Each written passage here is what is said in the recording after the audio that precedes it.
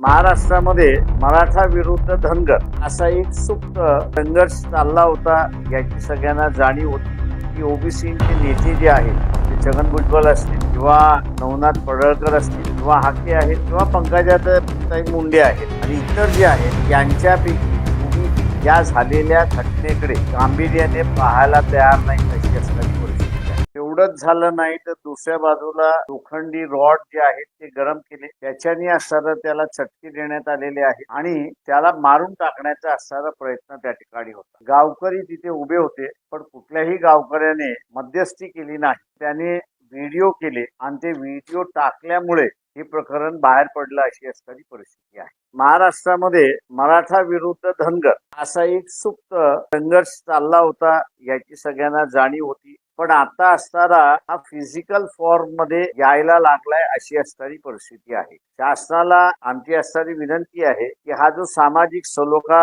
महाराष्ट्रभर आहे त्याला कुठेतरी तडे जाताना दिसत आहे.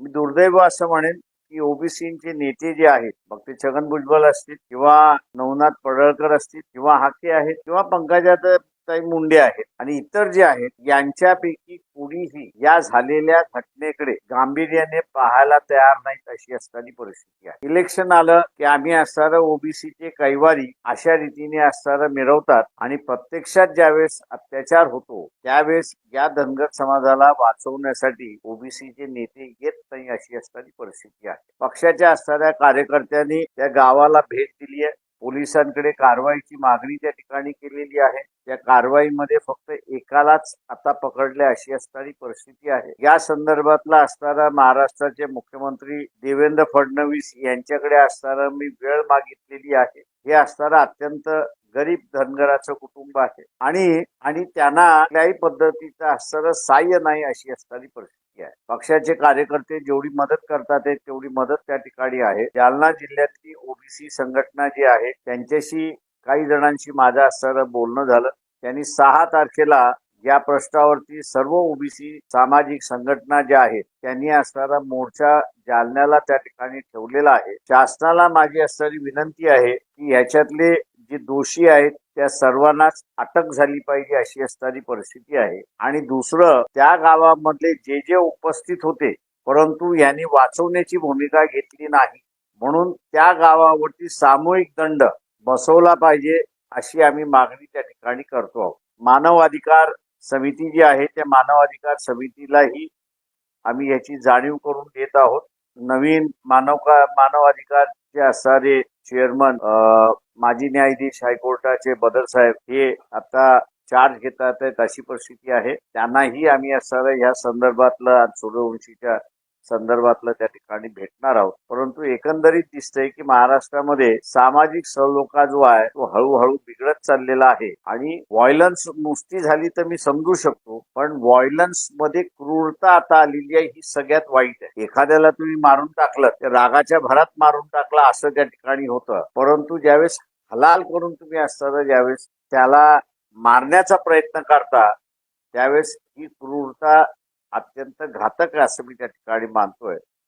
आणि ह्या घातक क्रूरतेला शासनाने कशा पद्धतीने उत्तर द्यायचं, लोकांमधला सामाजिक सलोखा कशा रीतीने राहील हा त्या ठिकाणी पाहिला पाहिजे. आणि माझ्या प्रेस कॉन्फरन्स नंतर ओबीसीचे नेते हे ओबीसी समाजाला आम्ही तर आहोत त्यांच्या बरोबर, परंतु हेही तिथे भेट देतील अशी अपेक्षा मी त्या ठिकाणी बाळगतो. ते अजून कोणीही सांगायला तयार नाहीये. ते अत्यंत गरीब कुटुंब आहे. ती जालन्याची टीम पाहायला गेली आणि त्या सगळ्या ह्याच्यामध्ये गेली. त्यांचं असं म्हणणं आहे की यांचं आणि त्यांचं त्यांनी मारलेला आहे, मराठा समाजाचा व्यक्ती आहे तो, आणि त्याच्या भावाला सांगून त्यांनी असणारं मारायला लावलं अशी परिस्थिती आहे. पण त्या दोघांचं काही भांडण आहे असं दिसायला तयार नाहीये, म्हणजे काही दिसत नाहीये. यांचं अगोदर काही भांडण झालं होतं का तर अजिबात तेही दिसायला कुठे तयार नाहीये. पण ह्याला टार्गेट करून तिथे असणारा चटके दिलेत आणि विस्तवावरती उभं करण्याचा प्रयत्न झालाय एवढं निश्चित आहे. हॉस्पिटलमध्ये ते ऍडमिट आहेत आणि त्यांच्यावरती उपचार चालू हे सातत्याने आहे. मी असणारं ह्या क्रूरतेचं जे आहे त्या गावकऱ्यांनी जो फोटो काढलेला आहे, म्हणजे व्हिडिओ केलेला आहे, तो व्हिडिओ मी असणारा आपल्या सगळ्यांना असणारं शेअर केलेला आहे. त्याच्यावरनं आपल्याला दिसेल की त्याला असणारं काय क्रूरतेने त्याला सरळ चटके दिल्या जात आहेत हे एकंदरीत तिथे दिसतंय. आता उभाटा सेनेने त्यांना असणारा पक्षात ठेवायचे की न ठेवायचा त्यांचा त्यांचा प्रश्न आहे. नॉर्मल कारवाई असणारी अशी असते की अशा असणाऱ्या व्यक्तीला ताबडतोब पक्षातून बडतरफ केलं जातं. सेनेकडून बडतरफ होणार नसेल, म्हणजे उभाटा सेनेकडून बडतरफ होणार नसेल तर हेच ग्राही धरलं जातं की त्यांनी असणारं इन्स्ट्रक्शन दिले आणि त्यांच्या इन्स्ट्रक्शनवरती त्याला मारले अशी असणारी परिस्थिती आहे. पण ते का मारलंय हे सुद्धा उभाटा सेनेने सांगावं. ते मी मागेही म्हणालो होतो की FIR जोपर्यंत येत नाही तोपर्यंत कोणाकोणाचं इन्व्हॉल्वमेंट आहे हे दिसणार नाही. आता त्याच्यामध्ये असणारं जी माझ्याकडे थोडीफार जी माहिती आहे त्याच्यामध्ये अर्धा तास अगोदर कोणाचं तरी धनंजय मुंडेशी बोलणं झाले असं संभाषण पोलिसांच्या रेकॉर्डला आहे. हे जर रेकॉर्डला असेल तर मुख्यमंत्री अडचणीत आहे हे आपण असं लक्षात घ्या. प्रकरण सेन्सिटिव्ह आहे आणि जोपर्यंत कोर्टात जात नाही तोपर्यंत ते एक्झिक्युटिव्हच्या हातात असतं. आता एक्झिक्युटिव्हचा हेड म्हटला तर मुख्यमंत्री हा एक्झिक्युटिव्हचा हेड आहे. त्याच्यामुळे दोन गोष्टी आहेत. एक, हा रेकॉर्ड मुख्यमंत्र्यापर्यंत पोहोचला का?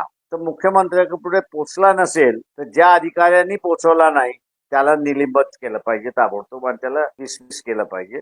त्यांनी त्याची ड्युटी केली. दुसरं, हा जर रिपोर्ट गेला असेल तर मग माझं म्हणणं असं आहे की मुख्यमंत्री जे आहेत यांच्याच रोल बद्दल असणारा शंका सुरुवात होते. त्यांना खरं बाहेर येऊ द्यायचं नव्हतं की त्यांना सर मुंडे यांना धनंजय मुंडे यांना असणारं प्रोटेक्ट करायचं होतं. हा मला वाटतं त्याच्यातला प्रश्न शिल्लक राहतो. सभागृह चाललेला आहे. माझा अंदाज असा आहे की हा प्रश्न चालल्या गेला पाहिजे असं मला स्वतःला असं वाटतंय. परंतु आजच्या दिवसामध्ये वेगळाच कुठला तरी प्रश्न त्या ठिकाणी गाजतोय असं मला एकंदरीत दिसतंय. आणि त्यामुळे उद्या आपण असणारं गृहीत धरू की विधानसभेमध्ये देशमुखाबद्दलचं असणारं विधान केलं जाईल आणि त्यावेळेस हा प्रश्न नेमका विचारला जाईल की इन्क्वायरी ऑफिसर जो आहे त्या इन्क्वायरी ऑफिसरने वरच्या अधिकाऱ्यांना हे जे संभाषण झालेलं आहे अर्धा तास अगोदर, काय संभाषण आहे कोणाला माहिती नाहीये. ते संभाषण झाल्याची माहिती मुख्यमंत्र्यांपर्यंत पोहोचली की न पोहोचली हे उद्या मला वाटतं सभागृहामध्ये कोणी कुठल्या तरी आमदारांनी विचारलं आणि त्यांनी जर उत्तर दिलं तर मग आपल्या लक्षात येईल की ती माहिती दिली की न दिली आणि त्याच्यानंतर मग पुढचे प्रश्न उपस्थित राहतात अशी परिस्थिती. असे जो मी मागे म्हणालो होतो आजही म्हणतोय की जोपर्यंत तुमच्याकडे एव्हिडन्स नाही तोपर्यंत तुम्ही कोणालाही सहआरोपी करू शकत नाही. आत्ताच सुद्धा मी जे म्हणालो की अर्धा तास अगोदरच्या याच्यामधलं जे काही संभाषण आहे त्या संभाषणामध्ये काही वाक्य आहेत का, काही शब्द आहेत का की ज्याच्यातून मुंडे असे असणारं म्हणतात आहेत की अमुक अमुक करा असं काहीच नसेल आणि नॉर्मल कॉन्व्हर्सेशन असेल ते तर तुम्हाला असं ते नॉर्मल कॉन्व्हर्सेशनच्या ह्याच्या खाली धरून त्यांना कल्पना नाही याची तुम्हाला ग्राह्य धरावं लागतं. थेट आरोप हा वेगळा, आरोप हा वेगळा, पण त्याचा पुरावा हा वेगळा. पुरावा असल्याशिवाय तुम्ही चार्जशीट मध्ये नाव जरी घातलं धरून चाला की माझं असणारं कुठल्या तरी असणारं एका चार्जशीट मध्ये नाव आहे पण त्या चार्जशीट मध्ये माझ्या संदर्भातलं कुठलाही पुरावा नसेल तर मी एक डिस्चार्जचा अर्ज त्या ठिकाणी कोर्टाला मागतो की माझा असणारा आहे आणि तिथून मोकळं झाल्यानंतर मग आयोग आणि ज्यांनी माझं नाव दिलं या दोघांना मी असणारा फॉल्स एव्हिडन्स आणि फॉल्स हे करण्यासाठी पुन्हा मी जेलमध्ये टाकू शकतो त्यांना. ते आता अर्ध्या तासाचं संभाषण आलेलं आहे तेव्हा मी असणारा समजतोय की निकम साहेबांची नेमणूक झालेली आहे याची सरकारी वकील म्हणून. तेव्हा पहिलं काम असणारं निकमांचं हे राहील की हा जो संभाषण आहे की जे रेकॉर्डला जोडलेलं नाही ते संभाषण कोर्टामार्फत मागून घेणं आणि त्याचं तपासून गरज असेल तर मग कोर्टालाच सांगणं की FIR बरोबर हे जोडा. हे निकम साहेब कधी त्या ठिकाणी करू शकतात. तुम्ही जे पेरता तेच उगवतं असं म्हणतात. तुम्ही धार्मिक नफरता ही पेरली, द्वेष हा पेरलात, आता ते उगवताना आपल्याला दिसत. आता ते कशा प्रकारचं, त्याला इंग्रजी शब्द मॅनिफेस्ट आपण म्हणतो, की कशा पद्धतीने ते प्रकट होईल हे तुम्हाला सांगता येत नाही. आपल्या इथला जो सगळ्यात साधा सोपा मार्ग जो आहे तो जातीय दंगलीमध्ये आणि जातीय द्वेषामध्ये आपल्याला तो दिसतो. जुना कायदा याच्या बाबतीत काहीतरी स्पष्टता होती. नवीन कायदा आता जो क्रिमिनल प्रोसिजर कोड नवीन भारतीय जनसंहिता म्हणून असं जे काढण्यात आलेलं आहे त्याच्यामध्ये अर्धवट आहे. पूर्वी तरी एक असं होतं की अशा कस्टोडियल डेथच्या मॅटर्स हे पोलीस इन्क्वायरी न करता मॅजिस्ट्रेटनी इन्क्वायरी करावी आणि मॅजिस्ट्रेटनी इन्क्वायरी केली तरी ह्युमन राईट कमिशननी इन्क्वायरी करावी किंवा ह्युमन राईट कमिशन इन्क्वायरी करताना त्याच्या दोन अँगलने इन्क्वायरी करते. एक, खरंच कस्टोडियल डेथ आहे का? कस्टोडियल डेथ असेल तर क्रिमिनल साईड कशा रीतीने आपण गेलं पाहिजे हे असणारं बघतं आणि दुसऱ्या बाजूला कॉम्पेन्सेशनची बाजू सुद्धा त्या ठिकाणी असणारं बघतं. अशी असणारी परिस्थिती आहे. नव्या कायद्यामध्ये ह्युमन राईट कमिशनला फार कमी रोल त्या ठिकाणी ठेवण्यात आले आणि म्हणून आता मॅजिस्ट्रेटचा रिपोर्ट आलेला आहे. ह्युमन राईट कमिशनचा अजून रिपोर्ट आला नाही, कारण का आताच आतापर्यंत वन मॅन कमिशन होतं. आता असणारा सभासद त्या ठिकाणी नेमण्यात आलेले आहेत.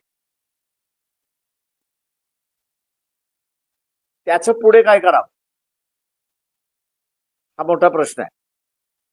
मी मागच्या आठवड्यामध्ये असं ह्युमन राईट कमिशनचे मेंबर जे होते त्यांना भेटलो. मी म्हटलं ऍटलिस्ट तुमची प्रक्रिया तरी सुरुवात करा.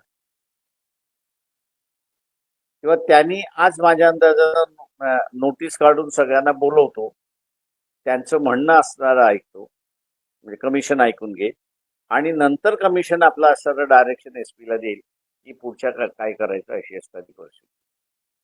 माझ्या अंदाजानं इथं कायद्याचा लॅक्यून आहे आणि कायद्याचा लॅक्यून असल्यामुळे आम्ही असणारा आज त्या ह्याच्यावरती बसतो आणि एक रिट पिटिशन आम्ही असं दाखल करून घेण्याचं चाललेलं आहे.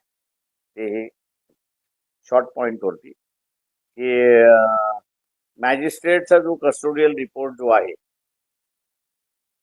त्याला फायनल समजू नये, त्याच्यामध्ये इन्क्वायरी ऑफिसर एक बसवण्यात यावा की जो हायकोर्ट त्याला मॉनिटर करेल आणि FIR जी आहे ती FIR दाखल अजून FIR दाखल नाही तेव्हा FIR दाखल करून त्याच्या इन्क्वायरीला सुरुवात करा.